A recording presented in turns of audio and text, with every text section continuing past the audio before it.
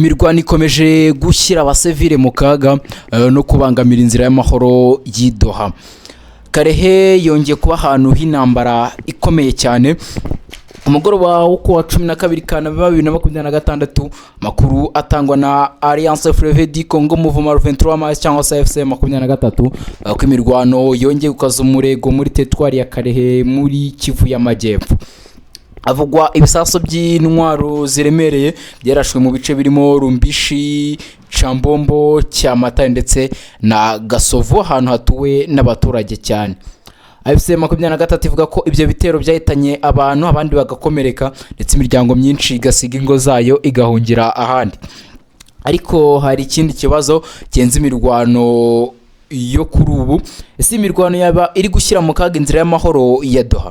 Amasezerano yo guhagarika imirwano ashobora gukomeza kubaho mu gihe intwaro ziremereye zikomeje kumvikana ku rugamba.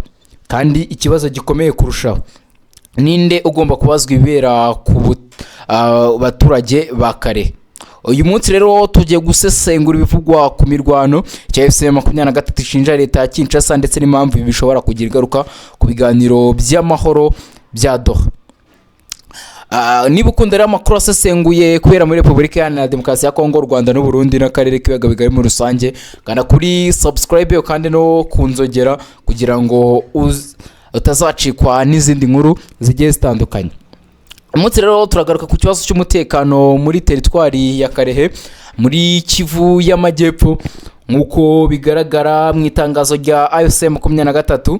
Aduhaye iri huriro rivuga ko kuwa 12 Kanama 2026 guhera saa 12:45 z'umugoroba ibirwano yakajijwe ngabo zishyigikiye ubutegetsi bwa Kinshasa. AFC 23 ivuga ko hakoreshejwe intwaro ziremereye cyane cyane isasu bya artillerie mu bice bituwe n'abaturage. Iri huriro rivuga kandi ko hari abaturage bapfuye n'abakomerekejwe ndetse ko imirwano myinshi yavuye mu ngo zayo. Ariko tugomba guhita dushyiraho umurongo w'ingenzi. Ibi ni bivugwa na FC 23. Niki cyabaye rero muri Karehe? Karehe ni imwe muri teritwari ziri muri Kivu y'Amajyepfo. Karehe kamaze gihe kari mu bibazo by'umutekano aho imitwe itandukanye yitwaje intwaro n'ingabo za leta bagiye bahura mu mirwano itandukanye. Kuwa 12 Kanama AFC 23 yatangaje ko imirwano yongeye gukomera bwo ni ku munsi w'ejo. Iri huriro ry'ibanze harimo Rumbishi, Chambombo, Cyamata ndetse na Gasovu.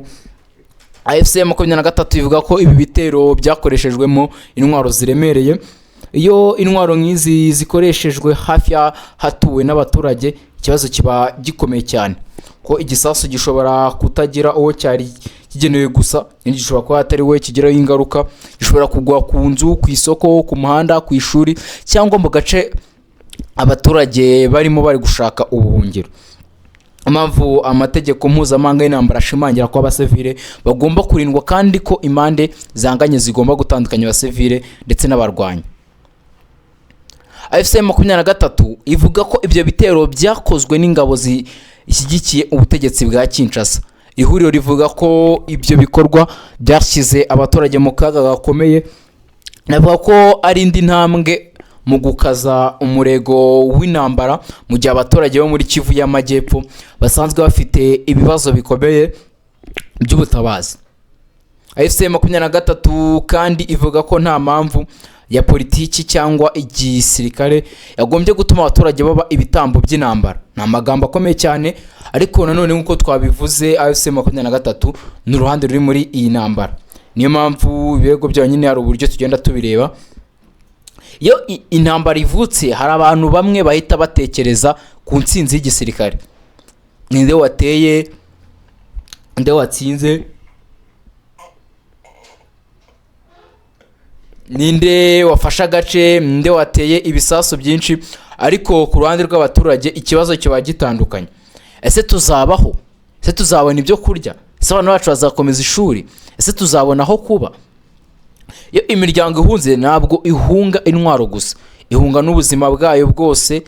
Umuntu ashobora gusiga inzu yubakiye imyaka myinshi, ucuza agasiga iduka rye, umuhinzi agasiga imyaka ye, umwana agasiga ishuri, umuryango ugatandukana. niyo mpamvu buri gihe iyo tuvuga intambara yo muri Congo tugomba no kureba ingaruka zayo ku baturage. Ikibazo rero cya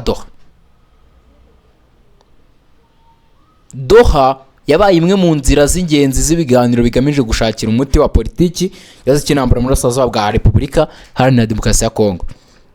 Intego y'ibiganiro nk'ibi ntabwo ari ukongera amagambo gusa, intego ni ukugabanya imirwano, ni ugushaka uburyo bwo guhagarika ibikorwa bya gisirikare, ni ukongera icyizere hagati y'impande zihanganye, kandi amaherezo ni ugushaka igisubizo cya politiki kirambye. Ariko hari ikibazo, ni gute ibiganiro by'amahoro byagira icyo bigeraho mu gihe ku butaka imirwano ikomeje? Iyo impande zicaye ku meza zemeranya guhagarikwa ry'imirwano ariko nyuma hakavugwa ibitero bishya, icyizere gishobora kugabanuka. Impande zigatangira gushinja izindi kutubahiriza ibyo zumvikanyeho, hanyuma ibiganiro bigatangira kugorana. AFC-23 ivuga ko imirwano nk'iyi ishobora kubangamira iby'impande zemeranyije i Doha. Iri huriro rivuga ko amasezerano y'amahoro atagira agaciro niba ibyo impande ziyemereye bitubahirizwa ku rugamba. Iki ni ikibazo gikomeye cyane, uko inzira y'amahoro ikenera ibintu bibiri by'ingenzi: icyizere no kubahiriza ibyo mwumvikanyeho. Cyo kimwe muri ibyo kibuze, ibiganiro biragorana. Niba uruhande rumwe rushinja urundi kurenga ku masezerano, urundi narwo rugasubiza ko ari rwo ruri kwirwanaho, ikibazo kirakomera cyane. Niyo mpamvu abahuza ibiganiro bya Doha bafite akazi gakomeye cyane. Bagomba kumenya imirwano yabereye, watangije igikorwa, intwaro zakoreshejwe, abaturage bagizweho ingaruka, niba hari ukurenga ku masezerano n'icyakorwa kugira ngo imirwano idakomeza. Mu ntambara amakuru aba menshi, uruhande rushobora kuvuga uko ari rwo rwatewe, uruhande rushobora kuvuga ko ruri kurinda abaturage, uruhande rushobora kuvuga ko ruri kurwanira amahoro. Niyo mpamvu amakuru yigenga aba ari ingenzi cyane. Niba abasivile bapfuye, hakenewe kumenyekana umubare wabo. Niba hari abaturage bahunze, hakenewe kumenyekana aho bahungiye. Niba hari ibisasu byaguye mu duce tuwe, hakenewe kumenya aho byaguye n'uwabirashe. Kandi niba hari uruhande rwarenze ku masezerano yo guhagarika imirwano, hakenewe kumenya ibimenyetso nyine bifatika. Ibi ntabwo bigamije gushyigikira uruhande rumwe, bigamije kumenya ukuri. None se nyuma y'imirwano n'iki gishobora gukurikiraho? Hari inzira ebyiri. Inzira ya mbere ni iy'ibiganiro. Abahuza bashobora kongera gusaba impande zihanganye guhagarika imirwano no kubahiriza ibyo ziyemeje. Bishobora gufasha kugabanya ubushyamirane. Inzira ya kabiri rero ni ugukomeza imirwano. Niba buri ruhande rukomeje kwizera ko intsinzi ya gisirikare ariyo izarushaho kurufasha ku meza y'ibiganiro, imirwano ishobora kugira gukomeza. Ariko ikibazo ni uko imirwano ikomeza, abaturage aribo bakomeza guhomba. Niyo mpamvu inzira ya mbere hariyo abaturage benshi bakeneye guhagarika intambara no gusubira ku biganiro. Mu gihe rero AFC-23 ikomeje kuvuga ko ingabo zishyigikiye Kinshasa zakoze ibitero bya artillerie muri Rumbishi, Chambombo, Cyamatare na Gasovu, ikibazo cy'ingenzi kiracyari kumenya neza ibyabaye no kumenya ingaruka zabyo ku baturage. Birego birakeneye kugenzurwa n'andi masoko yigenga, ariko ikintu kimwe kiragaragara: imirwano ikomeje, inzira y'amahoro iba iri mu kaga. Kandi iyo abaturage bakomeje guhunga, gukomereka cyangwa gupfa, ikibazo kiba kirenze iki? Politiki. Ikibazo cy'ubuzima bw'abantu.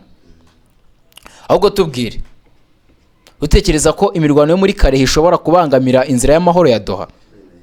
Ese abahuza ibiganiro bya Doha bakwiye gufata izihe ngamba kugira ngo impande zose zubahirize ihagarikwa ry'imirwano? Andika igitekerezo cyawe hasi muri comment. Kangusabe rero ukande subscribe, share ndetse na comment.